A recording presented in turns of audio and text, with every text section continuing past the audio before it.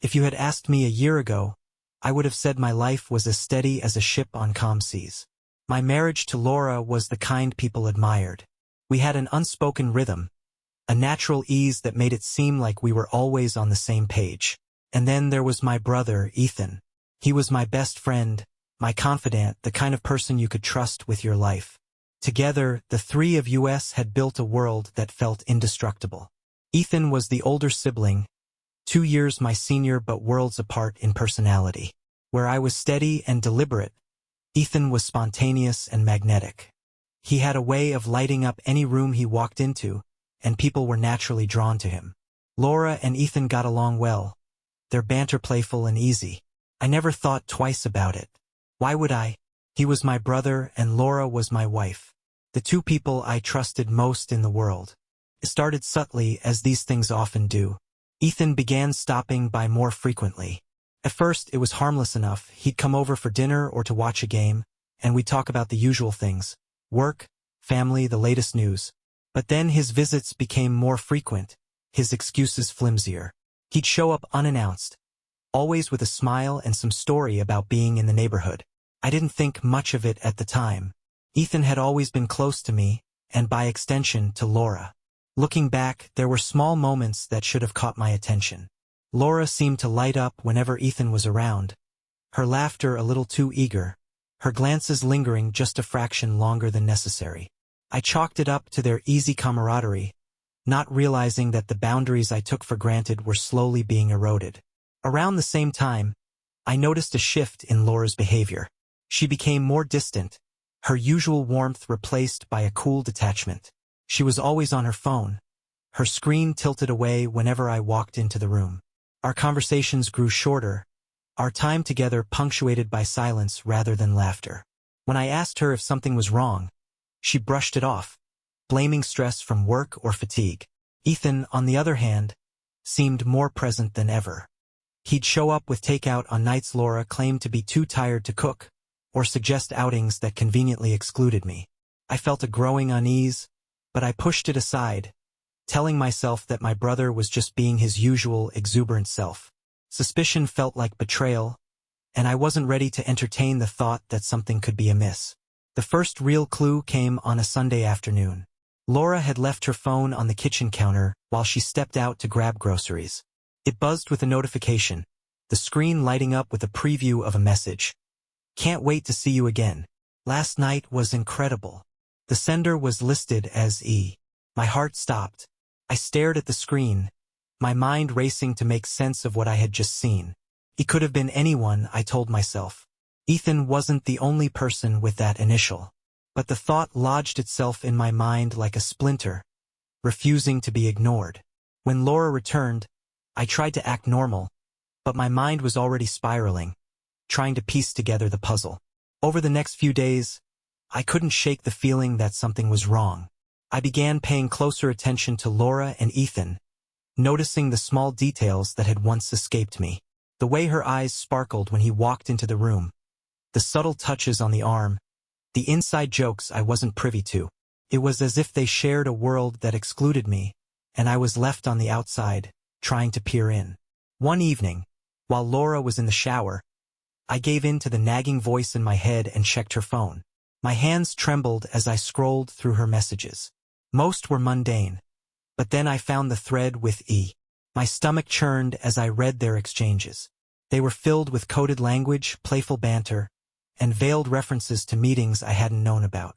It was enough to confirm my worst fears. I didn't confront her immediately. Instead, I turned my attention to Ethan. I started noticing patterns I had ignored before.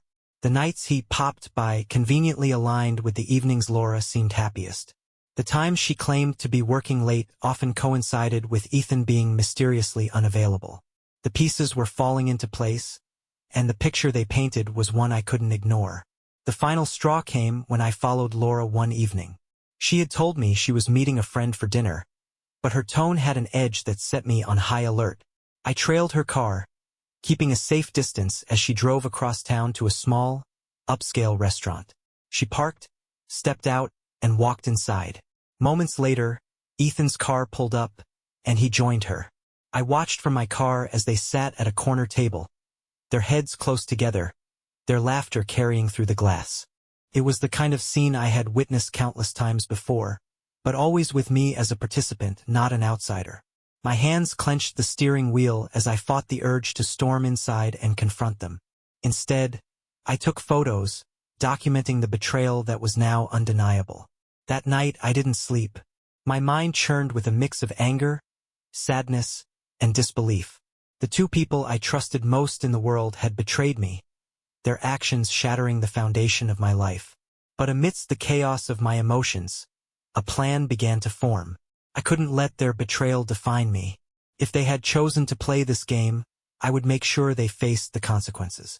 The morning after I caught them, I woke up feeling like I was on the edge of a cliff, staring down into a void. The photos I had taken the night before were still on my phone, a gallery of proof that the life I thought I knew had been a carefully constructed lie. Every image was a dagger, each smile and shared glance between Laura and Ethan a reminder of the betrayal that now defined my reality. I couldn't confront them immediately. I needed time to process, to plan, to understand what my next steps should be. Anger surged through me, but so did an aching sadness. The two people I loved most had chosen to break my trust, and now every memory felt tainted. Even as my mind screamed for vengeance, a quieter voice reminded me that rushing into confrontation might not bring the clarity I needed. I began to observe them with a cold detachment, watching for every slip, every sign that might reveal the depth of their betrayal. Laura continued her routines as if nothing had changed. She would kiss me goodbye in the mornings, her touch light but familiar, and text me throughout the day about mundane things like groceries and errands. At night, she would sit beside me on the couch, scrolling through her phone while I pretended to focus on the television. Every interaction felt hollow, a performance I could no longer bear to watch.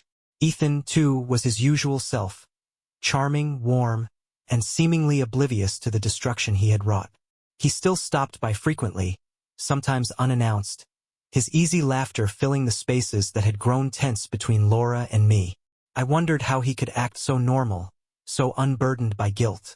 Did he think I was blind? Or did he believe I would never dare to question him? Their confidence only fueled my resolve. If they thought they could get away with this, they were wrong.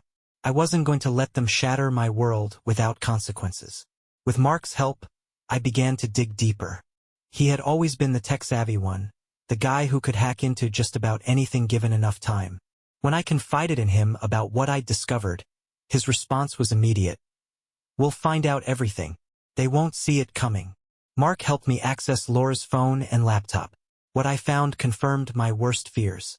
There were text messages between her and Ethan that left no room for doubt. They spoke in code, but the meaning was clear. References to family dinners and weekend projects were thinly veiled euphemisms for their clandestine meetings. There were photos, too, pictures of them together in places I had never been, their expressions relaxed and happy in a way that made my stomach churn. The betrayal went beyond their physical relationship. I found messages where they discussed me, laughing about my obliviousness and planning ways to ensure I wouldn't suspect a thing. Reading their words felt like being stabbed repeatedly, each sentence a new wound. But it also steeled my resolve. They thought they had the upper hand, but they had underestimated me. Confrontation alone wasn't enough. I wanted them to feel the weight of what they had done, to understand the depth of their betrayal and face the consequences. To do that, I needed more than just words. I needed a plan. I began by collecting every piece of evidence I could find. The photos, the messages, the receipts from their secret dinners and hotel stays. I compiled everything into a single file, a dossier of their deceit. But that was only the first step. I needed a way to expose them that would leave no room for denial. Mark suggested we set up surveillance. With his help, I installed discrete cameras in key areas of the house. The living room, the kitchen, even the backyard where Ethan and Laura often sat talking during his visits. The goal wasn't just to catch them in the act, but to document their interactions in a way that would make their betrayal undeniable. The opportunity came sooner than I expected. One evening, Laura told me she was meeting a friend for dinner. Her excuse was casual, her tone light, but I recognized the pattern. I pretended to believe her, nodding as she kissed me goodbye and left the house. Moments later, Ethan texted me, asking if I wanted to grab a drink. I declined, citing work deadlines, and waited. An hour later, the cameras captured them together in my home. Ethan had let himself in with the spare key I had once trusted him with, and Laura had returned shortly after, her laughter echoing through the empty halls. They sat in the living room, their bodies close, their voices low but audible. The cameras recorded every word, every touch, every lingering glance. Watching the footage later was both painful and liberating. It confirmed what I already knew, but it also gave me the evidence I needed to confront them. They had turned my home, my sanctuary, into their playground. And now they would face the consequences. I waited until the following weekend, inviting Ethan over for a barbecue under the guise of catching up. Laura was there, of course, playing the part of the perfect hostess. We sat on the patio, the three of us sharing stories and laughter that felt hollow to me but obliviously genuine to them. When the moment felt right, I excused myself and returned with the dossier. I placed it on the table between us, the weight of it heavy with the truth. Ethan's smile faltered as he glanced at the folder, his eyes darting to Laura, who had gone pale. I said nothing, letting the evidence speak for itself. They leafed through the pages, their expressions shifting from confusion to shock to panic. Laura tried to speak, her voice trembling, but I held up a hand to silence her. Ethan's usual confidence was gone, replaced by a look of guilt and fear that I had never seen before. For the first time in months, I felt in control. They had played their game, and now it was my turn. When I dropped the dossier on the table that day, I didn't realize how many layers of pain and anger it would uncover. Ethan and Laura sat frozen, their faces pale as they flipped through the pages. The silence was deafening.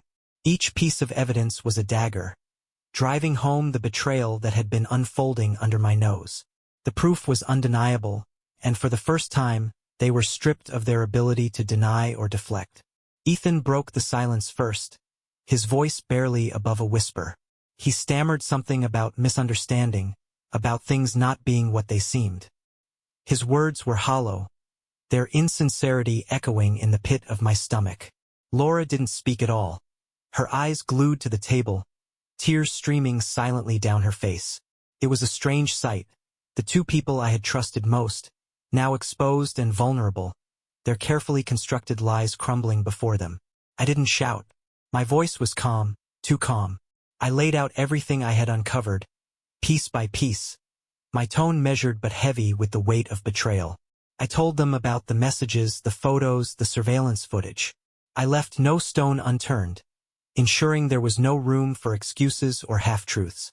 As I spoke, the reality of their actions seemed to sink in, their expressions shifting from shock to guilt to something approaching despair. Ethan was the first to try and salvage the situation. He leaned forward, his hands clasped tightly together, his tone desperate. He apologized repeatedly, his words tumbling out in a frantic stream. He blamed the affair on a moment of weakness, on emotions he couldn't control. He claimed he had never meant for it to go so far, that he had tried to end it but hadn't known how. He painted himself as a victim of circumstance, as someone who had been swept up in something he couldn't stop. I didn't buy it.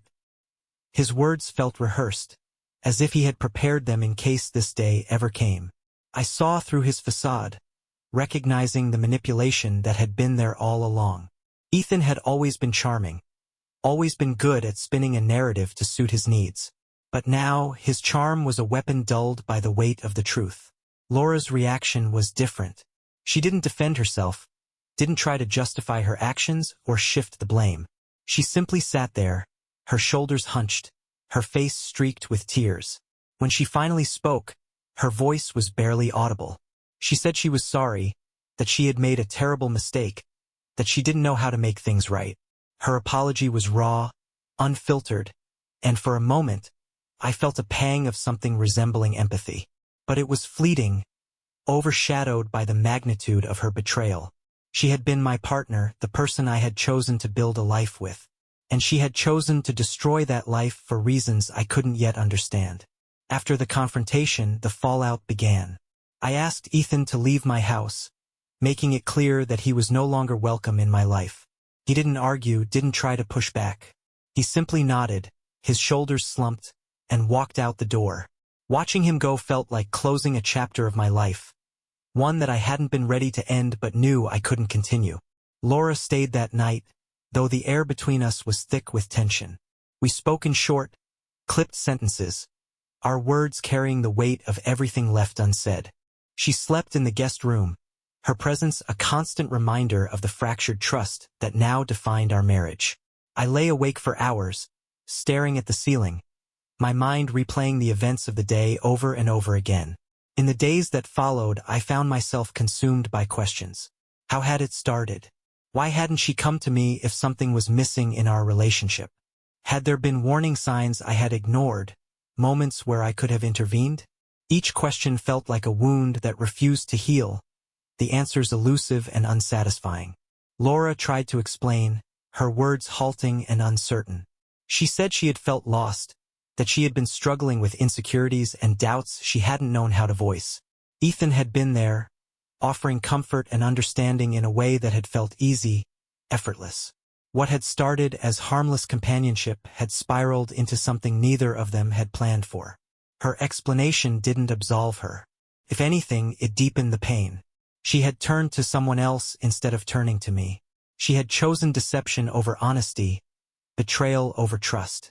And no matter how much she apologized, no matter how much she promised to change, I couldn't shake the feeling that something fundamental had been broken between us. Amid the chaos of the fallout, I received an unexpected phone call. It was from Ethan's ex-girlfriend, someone I hadn't spoken to in years. She had heard about the confrontation through mutual acquaintances and wanted to share something she thought I should know. Her tone was cautious, her words carefully chosen, but the story she told was damning. She revealed that Ethan had a history of manipulating those closest to him, of using their vulnerabilities to his advantage. She spoke of past relationships he had sabotaged, friendships he had betrayed, all in pursuit of his own desires. She warned me not to let him back into my life, not to fall for his charm or his apologies. Her words confirmed what I had suspected. Ethan's betrayal hadn't been a moment of weakness. It had been a calculated act by someone who valued his own gratification above all else. Armed with this new information, I felt a renewed sense of clarity. Ethan's actions were part of a pattern, one that I refused to let continue. I cut all ties with him, blocking his number and removing him from my life entirely. It was a painful decision, but it was also liberating. For the first time, I felt like I was taking control of my narrative, refusing to let his betrayal define me. Laura's place in my life was less certain. She continued to express remorse, to beg for another chance. Part of me wanted to believe her, to hold onto the life we had built together. But another part of me knew that trust, once shattered, could never truly be repaired. I needed time, space, and distance to figure out what I wanted, what I deserved. The days turned into weeks, and slowly, life began to take on a new shape. I focused on work, on hobbies I had neglected, on reconnecting with friends who reminded me of the person I had been before the betrayal. I wasn't whole, not yet, but I was healing. In the weeks following the confrontation, I found myself navigating an emotional minefield. My marriage to Laura felt like a crumbling structure, the foundation cracked beyond repair. Ethan's absence was palpable, not as a loss, but as a reminder of the trust he had betrayed. Each day brought a new wave of emotions, ranging from anger to despair to an almost numb acceptance. I hadn't decided what to do about Laura yet. She continued living in the house, her presence a ghostly reminder of what had been lost. She cooked meals, cleaned the shared spaces, and tried to engage me in small talk, but it all felt hollow. I avoided her as much as I could, burying myself in work and spending late nights out with Mark or alone at the gym.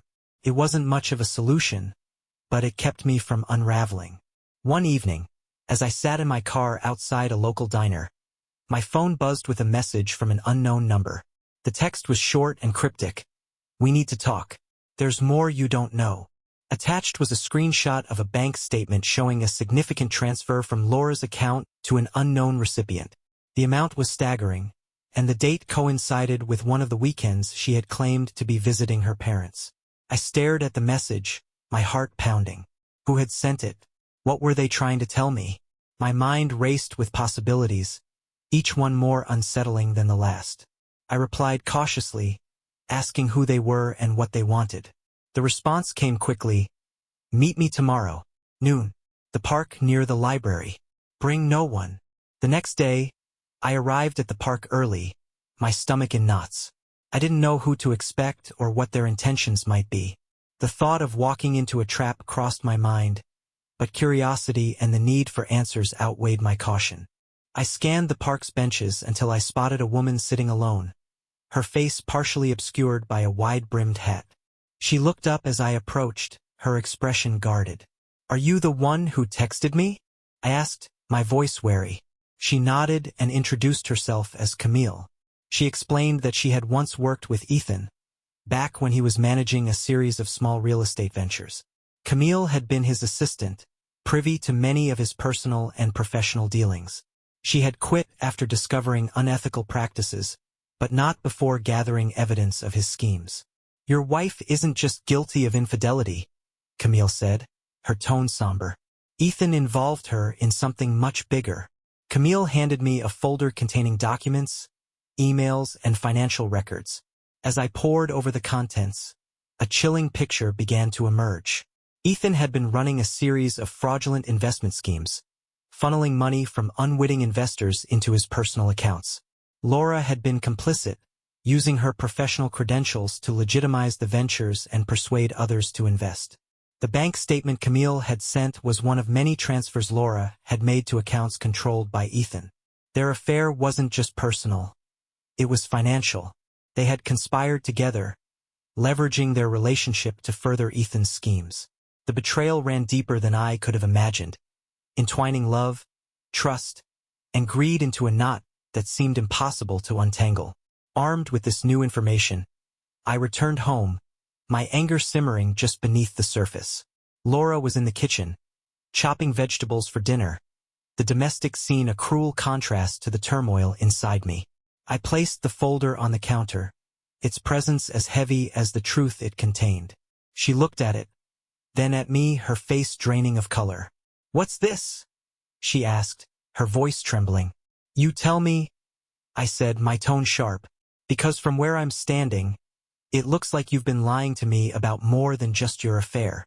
Her hands faltered, the knife clattering onto the cutting board. She opened the folder and flipped through its contents, her expression shifting from shock to despair. When she finally spoke, her voice was barely a whisper. "I didn't want you to find out this way." She admitted everything. Ethan had approached her with the scheme months before their affair began. He had painted it as a way to secure financial freedom, a risk that would pay off if they played their cards right. Laura had been hesitant at first, but Ethan's charisma and promises of success had worn her down. By the time their relationship turned physical, they were already entangled in the fraud.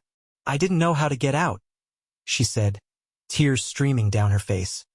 "He had so much control over me. I'm so sorry." Her confession left me reeling. The betrayal wasn't just about love. It was about trust, morality, and the person I thought she was. She had made choices that jeopardized not just our marriage, but her integrity and our future. Forgiveness felt impossible, yet part of me wanted to understand why she had let herself be drawn so deeply into Ethan's web. I told her I needed time to think, then left the house, seeking solace in the familiar comfort of Mark's couch. He listened as I recounted everything, his expression grim but supportive. "You're at a crossroads," he said. "You need to decide what kind of future you want, with or without her." Days later, I received another message from Camille. She had uncovered something even more shocking. Ethan's schemes had caught the attention of law enforcement, and an investigation was underway. Laura's involvement made her a target, and it was only a matter of time before they came knocking. I confronted Laura with this new information, and for the first time, I saw genuine fear in her eyes. She begged me to help her, to stand by her as she faced the consequences of her actions. But how could I? She had lied, cheated, and jeopardized everything we had built together. Standing by her felt like condoning her choices, like betraying myself in the process. As I stood in the doorway, watching Laura plead for another chance, I realized I had a choice to make. Forgiveness wasn't just about her. It was about me, about whether I could let go of the anger and find a way to move forward. But what would moving forward look like? Could I rebuild with Laura, knowing what I knew? Or was it time to walk away and start over? The answer hung in the air, heavy with uncertainty, as I turned and walked into the night, leaving Laura and our fractured life behind me. The night I walked out of the house felt like the beginning of a new chapter, but also the heaviest step I had ever taken. Laura's pleas for forgiveness echoed in my mind, competing with the avalanche of anger and betrayal that had consumed me since uncovering the truth. It wasn't just her infidelity. It was the depth of her involvement in Ethan's schemes and the sheer disregard for everything we had built together. But in the quiet of the night, as I drove aimlessly through the city streets, I realized that my anger wasn't just directed at her. It was also at myself for missing the signs, for trusting too easily, for allowing my love for Laura and my bond with Ethan to blind me to their deceit. A week after I left, the inevitable happened. Federal agents knocked on Laura's door, armed with subpoenas and search warrants. The investigation into Ethan's fraudulent ventures had escalated, and Laura's financial ties to him made her a person of interest. She called me in a panic, her voice trembling as she begged for help. But what could I do? Her choices had led her here, and I wasn't sure I had the strength or desire to save her from the consequences. I later learned that Ethan had fled. Always the opportunist, he had liquidated what assets he could and disappeared, leaving Laura and any remaining co-conspirators to face the fallout. His betrayal of her was as thorough as the one he had dealt me, and while part of me felt a grim satisfaction, another part ached for the woman I had once loved. Camille became an unexpected source of strength during this time. Her insights into Ethan's behavior and her determination to expose his misdeeds helped me understand the depth of his manipulations. She also provided evidence that cleared Laura of deeper involvement in the scheme. While Laura had been complicit, her role had been limited to acting as an unwitting accomplice, drawn in by Ethan's charm and promises. Camille's help allowed Laura to negotiate a plea deal. She agreed to testify against Ethan and provide information on his activities in exchange for leniency. Watching Laura take responsibility for her actions was a bittersweet moment. It didn't erase what she had done, but it showed me that she was willing to face the consequences, however painful. Months passed before Ethan was finally captured. He had been hiding in a remote part of the country, living under an alias and using what little money he had left to maintain a facade of normalcy. His arrest made headlines, the story of his fraud and betrayal captivating the public. For me, it was a moment of closure. The man who had caused so much pain and chaos was finally being held accountable. During the trial, Ethan's charm and confidence evaporated under the weight of the evidence against him. Witness after witness came forward, detailing his lies and manipulations. Laura's testimony was a turning point, her account of how he had drawn her into his web painting a damning picture. Watching her on the stand was surreal. She looked composed but broken, her voice steady as she recounted the choices that had led her there. Ethan was sentenced to a lengthy prison term. The judge's words were harsh, condemning him for the lives he had ruined and the trust he had shattered. As he was led away in handcuffs, I felt a mix of relief and sadness. He was my brother, but he was also a stranger, someone I had never truly known. With Ethan's sentencing behind me, I turned my focus to rebuilding my life. The house that had once been a symbol of love and stability now felt tainted, so I sold it, using the money to start fresh in a smaller apartment across town. I cut ties with people who reminded me of the past and surrounded myself with friends who supported my healing. Laura and I finalized our divorce amicably. She expressed gratitude for the ways I had helped her, even as we both acknowledged that there was no path forward for us as a couple. The separation was painful, but it was also necessary. I couldn't move on while holding onto a relationship built on broken trust. Months later, as I settled into my new routine, I received a letter. It was from Ethan, written from prison. His words were a mix of apology and reflection, his tone uncharacteristically humble. He admitted to the harm he had caused and expressed regret for the choices that had led him there. But there was also a sense of resignation, as though he knew that his apologies couldn't undo the damage. I debated whether to respond. Part of me wanted to write back, to express my anger and demand answers. But another part of me knew that no response would ever satisfy the questions I carried. In the end, I chose not to reply. Ethan's choices were his own, and I needed to focus on my path forward, not on his redemption. As the year came to a close, I found myself reflecting on everything that had happened. The betrayal, the heartbreak, the legal battles, they had tested me in ways I never thought possible. But they had also taught me about resilience, about the importance of boundaries, and about the strength it takes to rebuild after everything falls apart. One evening, as I stood on the balcony of my new apartment, watching the city lights twinkle in the distance, I felt a sense of peace I hadn't known in a long time. My life was far from perfect, but it was mine. And for the first time in months, I felt hopeful about the future. I didn't know what lay ahead, but I knew this. I had survived the storm, and I was ready to embrace whatever came next.